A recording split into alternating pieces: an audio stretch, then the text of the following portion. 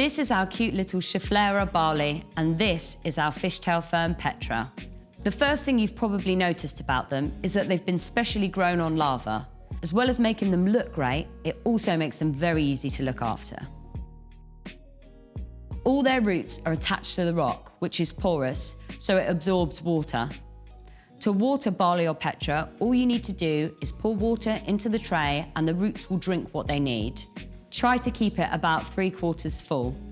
Now, just a little tip. Both Bali and Petra prefer filtered water to hard water. If you use tap water, you may notice the lava rock starts to get some white marks. They're not harmful, they just don't look very nice. If you don't have a filter, you can use water that's been boiled and then cooled. Bali and Petra are both pretty adaptable when it comes to light. They'll love living somewhere that gets lots of light throughout the day, but will be fine somewhere slightly shady. Try to keep them out of direct sun as it can be a little bit strong for them. Both plants would be brilliant as unusual gifts or for your desk at work. To learn more about how to care for your houseplants, search for the free Patch Houseplant Parenting course.